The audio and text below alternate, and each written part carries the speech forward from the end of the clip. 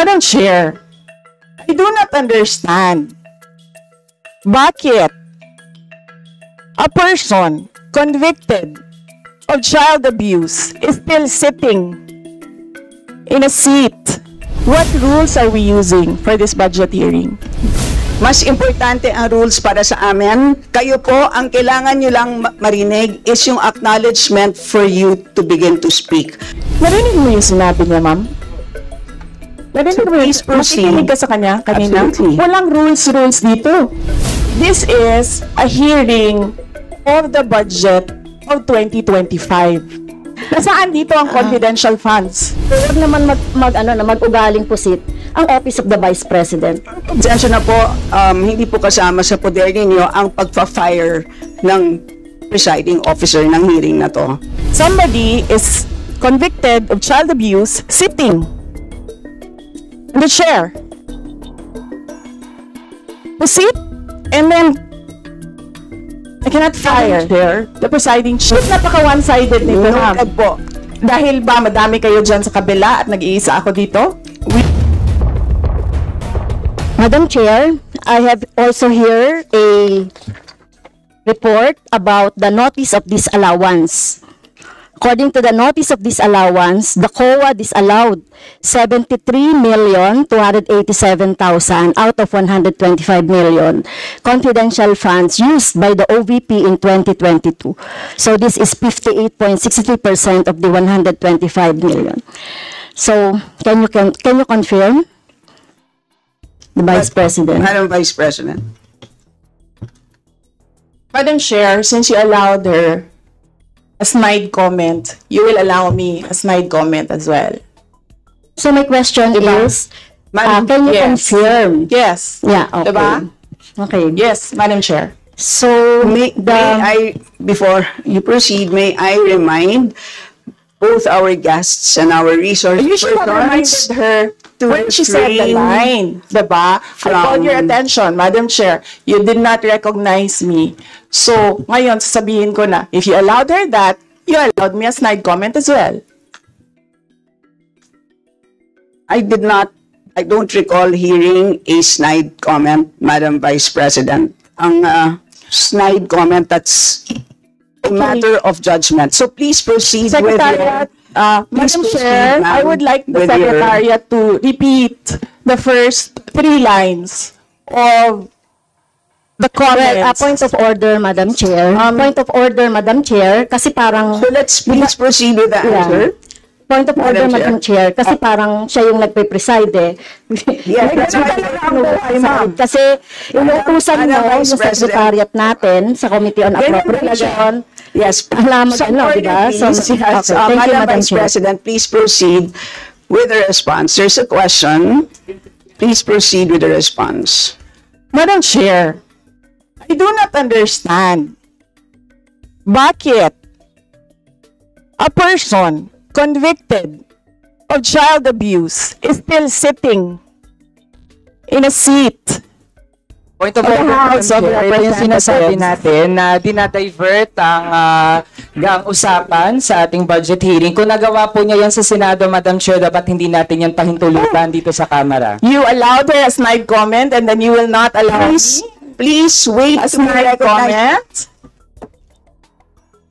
Excuse me, our members and our guests. I warn you. Please wait. Don't go into this rabbit hole. Please wait to be acknowledged before you speak. Okay, so at this point, Honorable Manuel. Yes, Madam Chair, again, it's another point of order kasi kapag may mga deliberation tayo, we should stick to the topic. Hindi pwede, Madam Chair, na dinadivert natin yung usapan para hindi natin sagutin yung tanong ng mga mambabatas natin. This is actually the best opportunity, formal proceedings, nakikita po ng publiko para malaman anong sagot ng Vice Presidente. So hindi po natin napapayagan ang ganong mga argumento na hindi naman tumutumbok dun sa topic natin. So, Okay, Madam Vice Chair, President, there's I will a make this question. easy for you. Please make Sige, ma'am. your responses direct to the point. Sige, ma'am. I will make this easy for you. What rules are we using for this budget hearing? We have our rules Yes, ma'am. adopted by the Committee on Appropriations. Right, okay. We searched for that rule. So, we only found the general rules. So, we have a copy of the rules for the budget hearings. Well, as far as I'm concerned, mas importante ang rules para sa amin. Kayo po, ang kailangan nyo lang marinig is yung acknowledgement for you to begin to speak. Yun lang po ang pinaka-importante para sa guests. Sa totoo lang po. Yes, ma'am. So, ang pinaka-importante, yes, you may proceed. At saka po yung adjournment. Yun lang po. Yung termination po. Yun ang pinaka-importante lang po. For the rules, yun ang ay importante para sa members. But we may provide the copy to you. Yes, So ma'am. please proceed and answer the May we question. request a copy? Yes, yes, absolutely. But Yes. please, there is a question. And do you want us to repeat the question? And we will not penalize you all the time. I don't You can repeat the facts from the notice of disallowance. I don't need the repeat Honorable of the question. Yes, Honorable Franz Castro, you may repeat your question on the notice of disallowance, I believe. Yeah, tama, Madam Chair. So according to COA, the notice of disallowance is amounted to 73,287,000 out of 125. At ito po, Madam Chair, yung mga breakdown ng mga disallowed na mga na mga purchases. So reward payment of 10 million, payment of rewards, various goods, 34.857 million, payment of rewards, medicines, 24.93 million, tables, chairs, desk, computer, and printers, 3.5 million. So, ang question, Madam Chair, so yung letter A, B, and C, so nakita naman natin nandoon yung sa joint circular. How about yung ito, no? How about yung mga tables, chairs, desktop, computer, na umabot po ito sa 3.5 million. So, pwede bang maipaliwanag kung bakit ito pinurchase, Madam Chair? Madam Vice President. Madam Chair, I still request for the rules of the budget hearings. Okay, Vice President. gusto mo sagutin ko, ma'am. Yes, Madam. This is a hearing of the budget of 2025. Nasaan dito ang confidential funds? Yung tanong niya, Madam confidential Chair. funds. Nasaan dito? Honorable Madam Chair, Franz, you may ito yung continuing, continuing questions pa natin noong 2024, during the last budgets. Hindi na ipaliwanag itong 125 million na alam naman natin na wala ito sa budget ng 2022. So, ito, Madam Chair, sa rule naman natin, lahat dito tinatanong no? So, according to the budget, whether it is in the past, kasi nakikita natin yung utilization noong mga budget, kahit na yung past years, ay pwede nating busisiin dito, Madam Chair. Tama ba ako, Madam Chair? I will agree with you, the Honorable Franz Castro. You may proceed, Yes, Madam ma'am. Vice President. Yun yung sagot ko, ma'am. Nasaan ang topic natin dito at ang pinasubmit ninyo sa amin is the budget proposal of 2025. Where in the budget proposal of 2025 is the item confidential funds. Sa in aid of legislation nga ninyo, nakalagay nga doon sa rules ninyo, diba? The discussion should be germane to the topic. The topic is the 2025 budget proposal. Now tell me, Madam Where Vice President, the Honorable Franz confidential Castro has already provided a sufficient explanation for why she asked the question. So please proceed with your answer. Madam Chair, It's a very why are we simple discussing question. the budget of 2023 and 2024? Honorable Franz Castro. So, kung ayaw niya sagutin, Madam Chair, so let me go through na lang with my question kasi related naman ito. Remember, Madam Chair, question natin ito noong last year At yung 125 million na ito ay hindi ito maipaliwanag, no? Dahil nga confidential no? Nagtago sa word na confidential. At ngayon, kailangan nating maipaliwanag at it is in the interest of the people.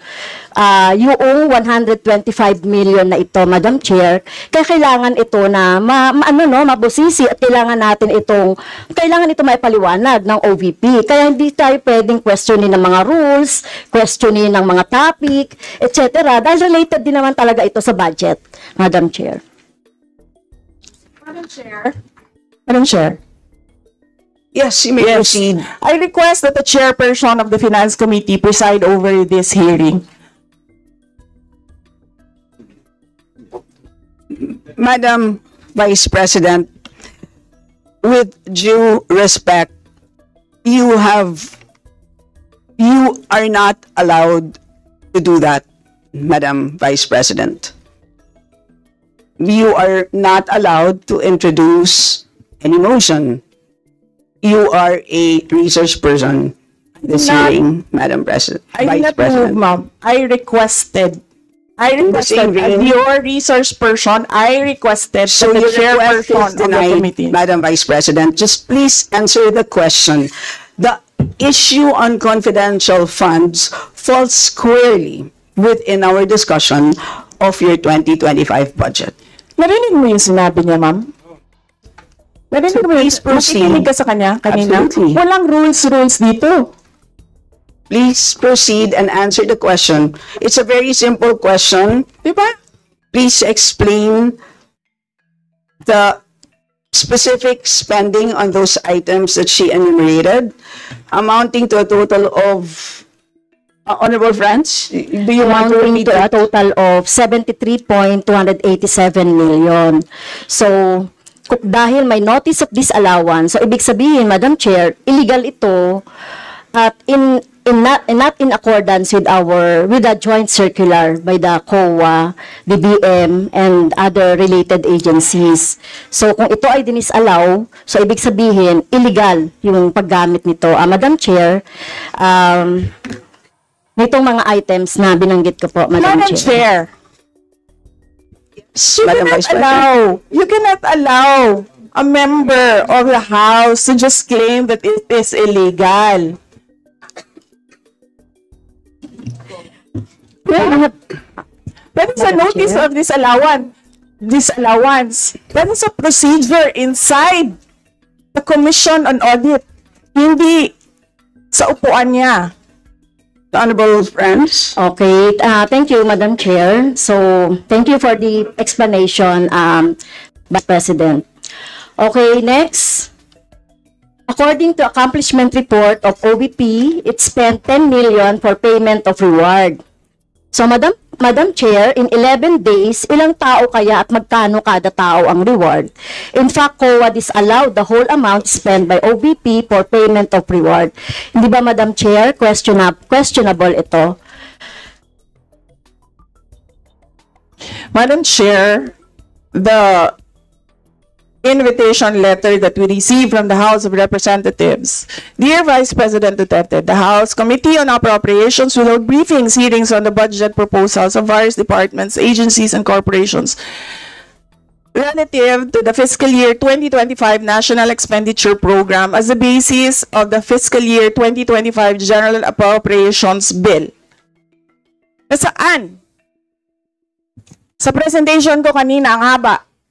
Ang confidential funds. Honorable Friends Castro.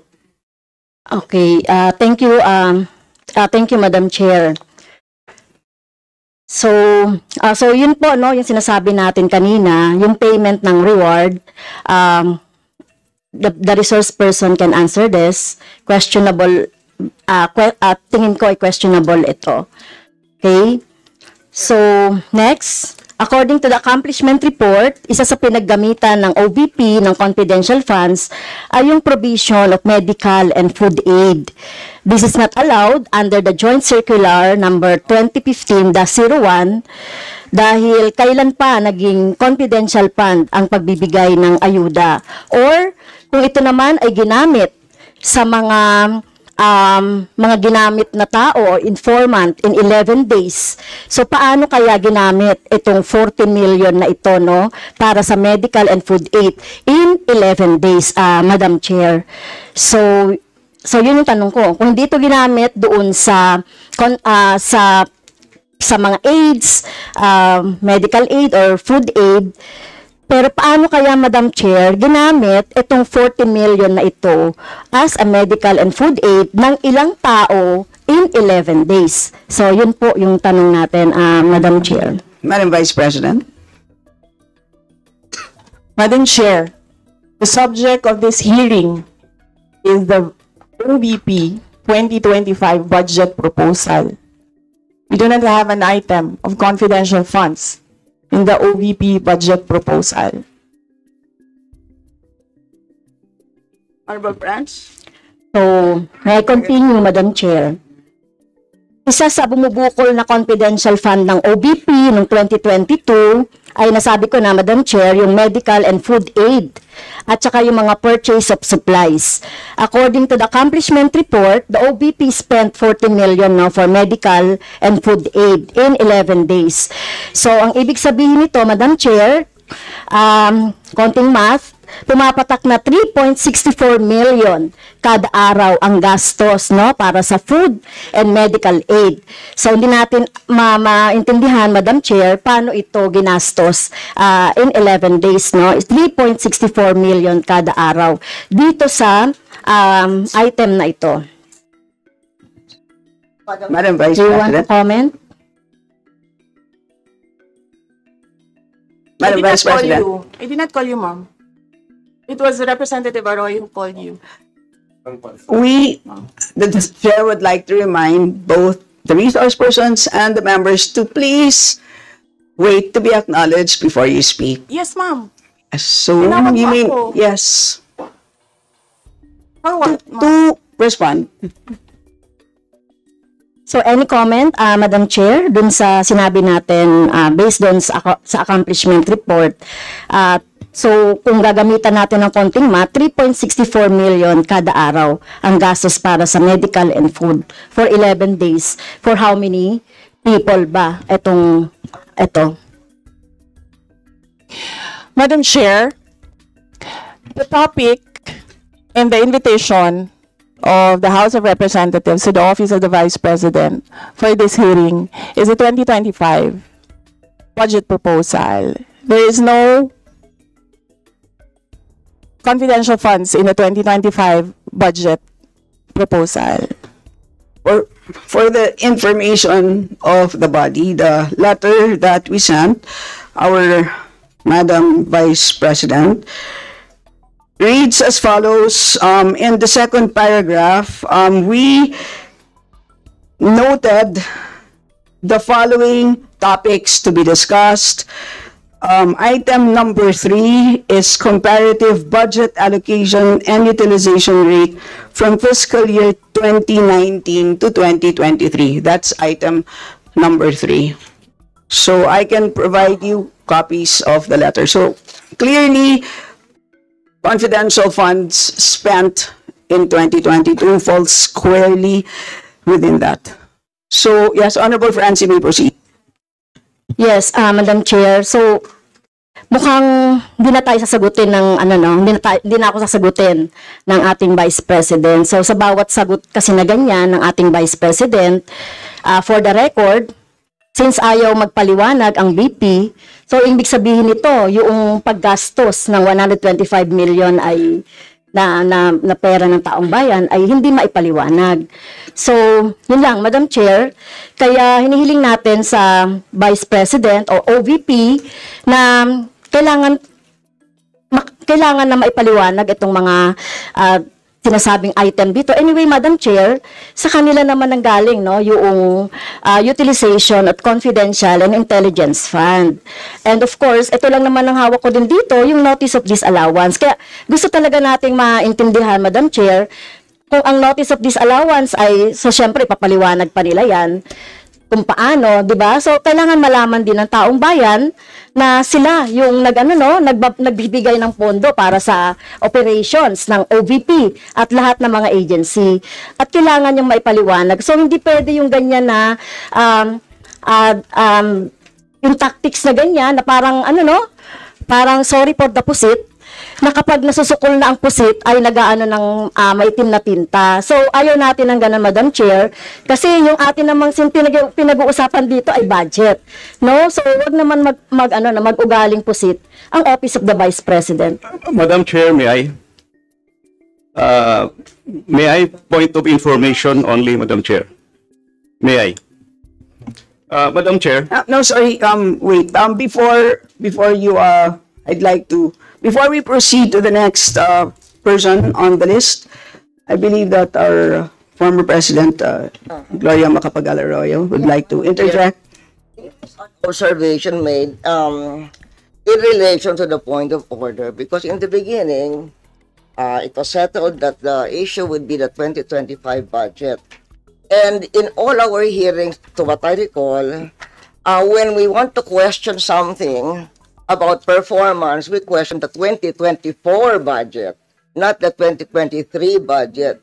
What is being questioned now is the 2023 budget, which was discussed very extensively last year. And that is the reason why the House removed the confidential funds. So that issue has already been, to my mind, for purposes of the budget hearing, laid to rest. So that's my observation, Madam Chair. We note that, Madam former President, but of course we know that yung pong pondo ng 2023 ay of course pwede pa rin maging continuing appropriation hanggang 2024.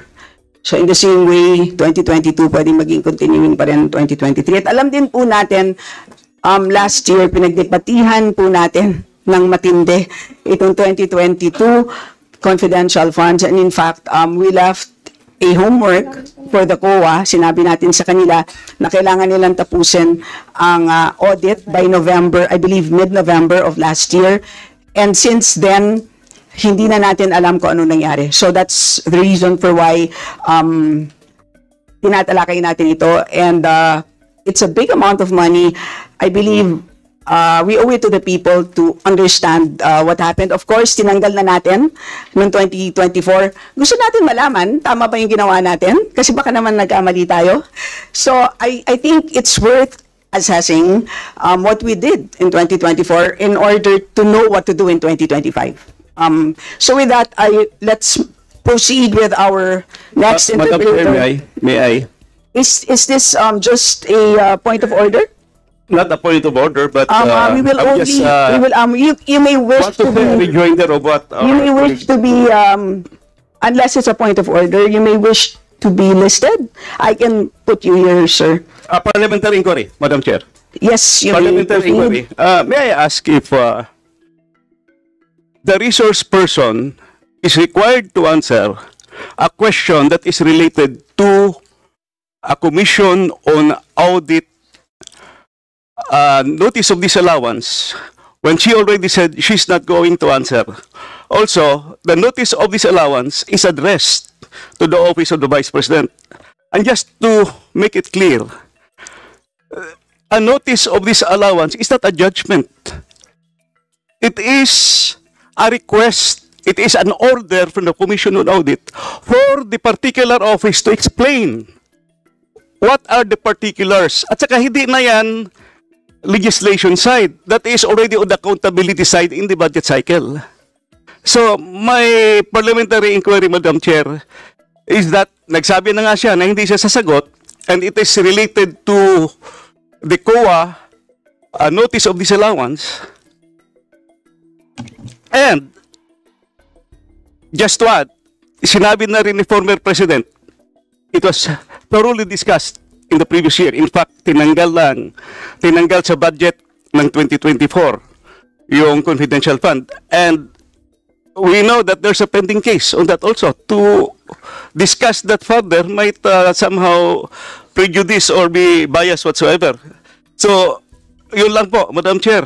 Alright, salamat. On your inquiry, the only requirement is to provide a direct response on the question. Meaning to say, a response that is directly related to the question. Meaning to say, kung may question at ayaw niyo pong sagutin niyo ng diretsahan na hindi po ako sasagot dun sa tanong. Ang problema po kasi, ang response ay naging hindi related dun sa tanong. Halimbawa, may tanong, ang sagot ay paglalarawan doon sa nagtanong. So, hindi naman yon klaro na hindi yon directly related dun sa tanong. Kaya, yun po, I think it's a reasonable ask. If there's a question, you may or may not answer. You're not compelled. But you just please say, I do not wish to answer.